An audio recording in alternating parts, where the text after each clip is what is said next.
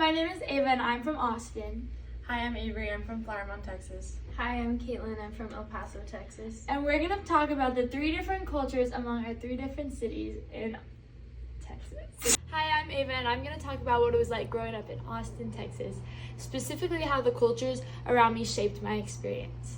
Austin is one of those places where you can walk down the street and hear 3 or 4 different languages being spoken.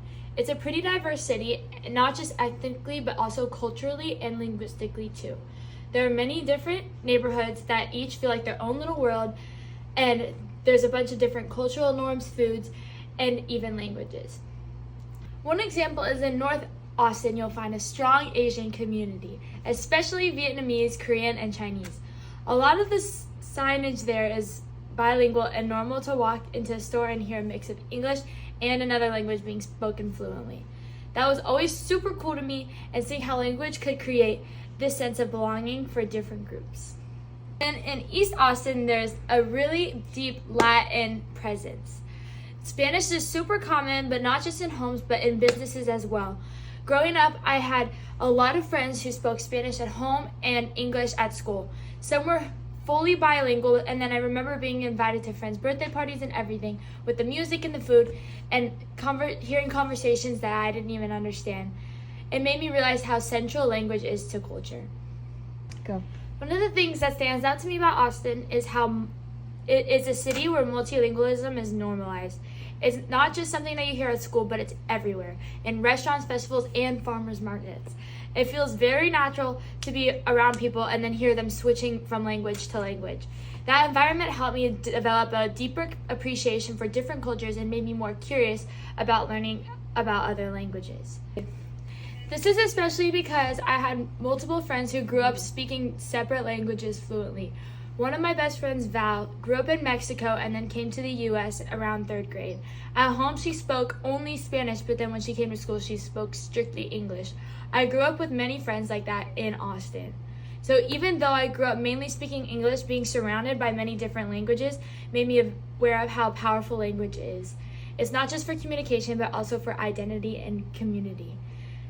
What's also interesting is that in Austin, certain parts of the city reflect different histories. Like the East Side has a really strong historical background rooted in both African American and Mexican American communities, and that influences the different kind of languages and expressions you hear there. You hear code switching a lot, which is switching between English and Spanish, or using regional slang that is unique to that area.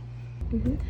So, with that being said, moving to El Paso was still a big shift. Even though I was used to the diversity in Austin, the language dynamics here are still very different.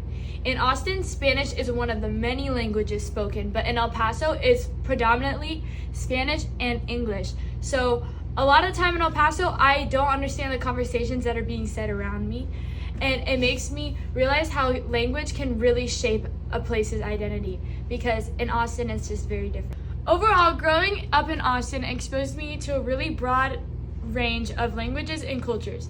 It made me really open-minded, and it taught me that language isn't just something you learn in school, but it's also something that connects people and makes a place that place, especially in the different communities and cultures that you're surrounded with. Hi everyone, my name is Caitlin Dunley, and today I want to share a little bit about my culture and what it means to me. I come from a Mexican-American family, and even though my last name doesn't sound very Mexican, my culture plays a big role in my life. Growing up in El Paso, Texas, I was surrounded by both American and Mexican traditions. The mix of cultures really shaped who I am and how I see the world. One of my favorite things about my culture is how much my family means to us. My family is super close. We celebrate everything together. Holidays are my favorite, especially Christmas, because that's when we all get together to make tamales. The kitchen gets loud with music and laughter and jokes flying everywhere. Yeah. I still remember one year when my grandma was teaching me how to spread the masa perfectly on the corn husk of the tamales.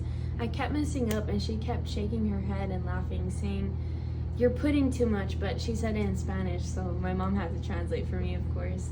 But I finally got it right after 5 tries. She gave me a big hug and said, "Ahora sí, you're one of us." The moment sticks with me because it was more than just learning to make tamales. It felt like I was learning a piece of my family's history.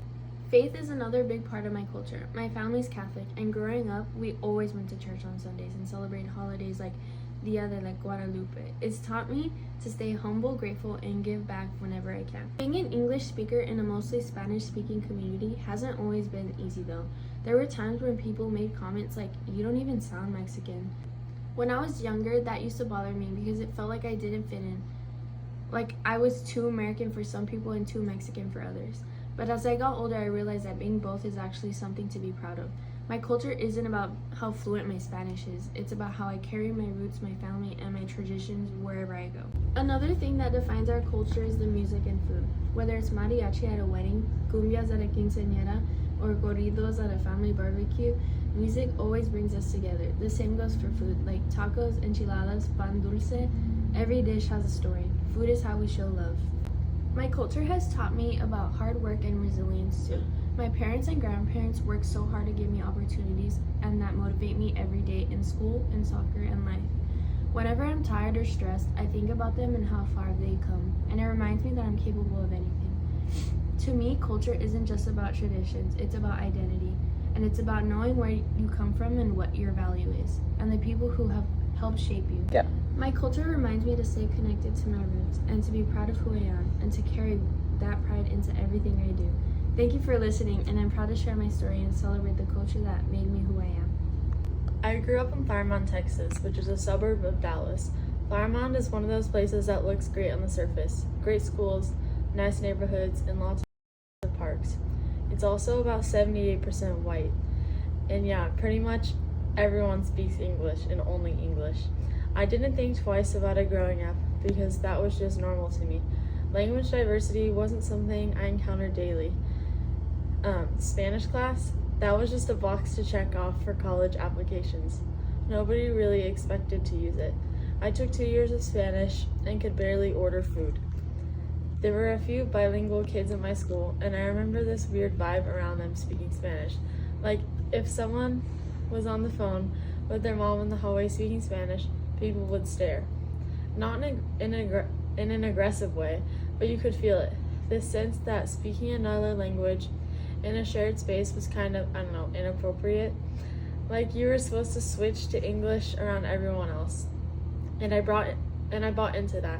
I never questioned why hearing Spanish made me feel weird, or why I got uncomfortable when I couldn't understand a conversation near me. That's just how it was in Flowermont. Okay, so sophomore year, it was my second day of high school. There was this new girl, Maria, who just moved from Mexico. Her English was still pretty rough, and at lunch, I noticed her sitting by herself. Everyone else was just in their usual groups, and she was just there alone. Throughout lunch, I saw people look at her. A few times, someone would glance over like they were thinking about going up to her, but nobody did, and I didn't either. Here's the thing, I wanted to. I just kept thinking I should go introduce myself, but then all these thoughts were running through my head. What if she doesn't understand me? What if it's just awkward silence? What if I say something accidentally offensive? It felt like this huge risk, which is ridiculous because it's literally just saying hi to someone. So I sat with my friends instead. Way easier, way more comfortable. And the whole week, I watched her eat lunch alone. By week 2, she found some other Spanish-speaking students and joined their group, but I never tried. That still bothers me. Like, it bothers me a lot more than it did back then, because looking back, I realized how stupid my excuse was. Maria was dealing with way more than I could imagine. New country, new school, new language, and I couldn't even handle being slightly uncomfortable for 5 minutes. The real issue wasn't that we had a language barrier. It was that I'd never had to be the one who doesn't fit in. I'd never be in a situation where I wasn't part of the default group. So when I actually had a chance to step outside my comfort zone, I just didn't. Then I went to college at the University of Texas at El Paso. Within the first week, everything I thought I knew got flipped upside down. Suddenly, I'm the minority. I'm the one who doesn't speak the language everyone else knows. El Paso is like 81% Hispanic, and most people here speak Spanish at home. The city is literally right next to Juarez. You can see Mexico from the campus. People go back and forth across the border constantly. Spanish isn't some foreign language here, it's just a part of life. My big wake-up call happened at this restaurant my roommate and I were told to try. I walk in feeling good, ready to order, and I look at the menu completely in Spanish. No English, no pictures, nothing. I just stood there, staring at it like an idiot. I pulled out my phone and started using Google Translate, trying to figure out what anything meant. The server was nice about it, but I could tell people behind me were getting impatient.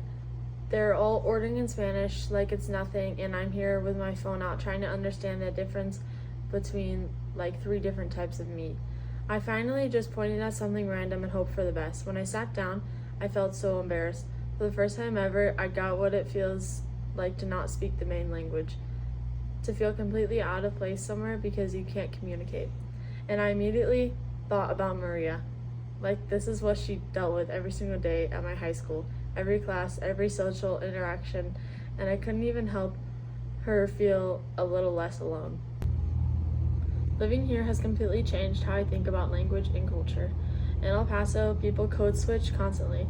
I'll hear someone say something like, "Voy al store, you coming?"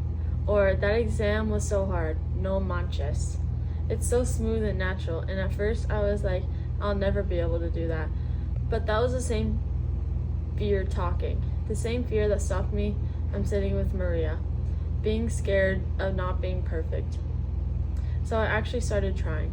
I take my Spanish classes seriously now, not just memorizing for tests, but actually trying to speak. I practice with people who are patient enough to deal with my terrible pronunciation, and yeah, I mess up constantly. I mix up words, I forget basic conjugations. My accent is probably awful, but at least I'm trying now. I'm nowhere fluent. I still have to think really hard before I say anything in Spanish, but I'm getting better, and honestly, the biggest thing I've learned is that trying and messing up is way better than not trying at all because you're scared. El Paso taught me that language diversity is something to just tolerate or deal with. It's actually really cool. It makes this place what it is, and my comfort is not more important than making people feel welcome.